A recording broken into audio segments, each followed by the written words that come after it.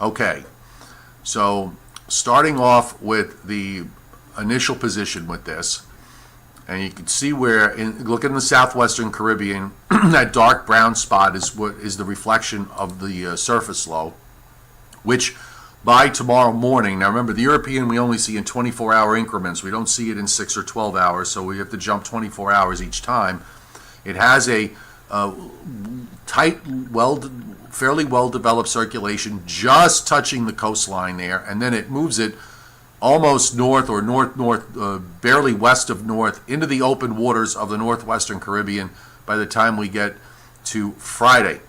And then from there, right through the channel into the Gulf of Mexico, and it's at this point that the model begins to take its shift to the northeast and actually strengthens this to about a Category 2 hurricane, pointing toward the Florida Panhandle, and then inland it goes, riding up the east coast along or just east of the Appalachian Mountains. Now that's going to have some implications in terms of rain and also in terms of wind.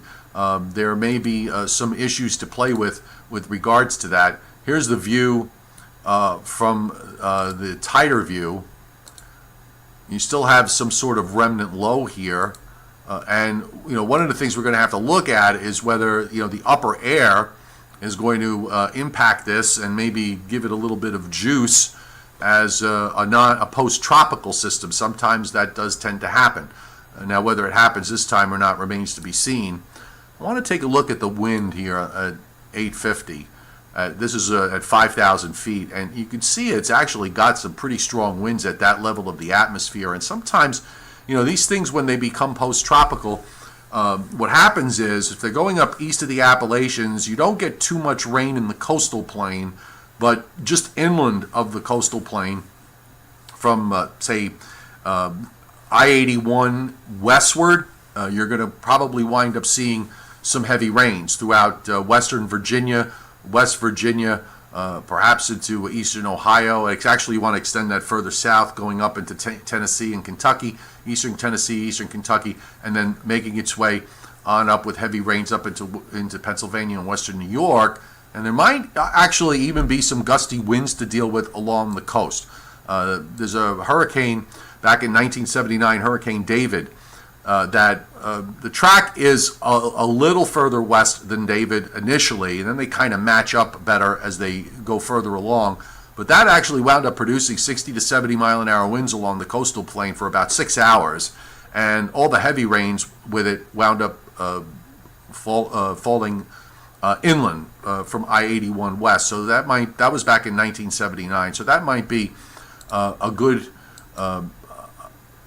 analog maybe to look at, to compare it to, but it's all going to hinge on where does this go inland, and that's a big deal because we don't, that's going to be the big question here. So I'm going to pull up the new GFS because the GFS is a slightly different view on how this plays out. First of all, you can see here it does develop a surface low from that disturbed weather over the Bahamas and just kind of barrels it westward. And then the tropical system, it doesn't really develop it very much. It takes it pretty far to the west before it makes that right-hand turn. Still spreads some heavy rains up, but this is as a post-tropical system. Not really all that big a deal for the most part, since everything is going to keep on moving. So you might wonder, okay, so what's the difference between the two models? Well, I'm going to show you the European versus the GFS upper air. And I'm going to start with, I'll see if I can bring these both up together. I might not be able to have enough room. But here's the GFS, okay? Now the GFS has this strong upper high off the southeast coast of the United States. The strengthening jet stream across the United States kind of gets deflected back more to the northwest. So what will become Nate winds up tracking further west and faster as a weaker system, and then comes inland where it has it coming inland. Now, the Europeans' view, and I still think the European model to me makes more sense, given the conditions that we have. The Europeans' view is different from the upper air, on the upper air. So let me show you that. So here's the Europeans' upper air with respect to Nate, what will be Nate. The upper high on the Euro is weaker and further east, and the jet in Canada that drops down into the United States is stronger and further south. So that is going to be the key question here. Is the European correct in this idea of how it is representing the jet stream pattern early next week? Now, the European with the stronger system and the weaker ridge has a track much further to the east and a much stronger storm than the GFS does. And it takes it right over the Florida Panhandle, as we showed you earlier, and then up the east side of the Appalachians.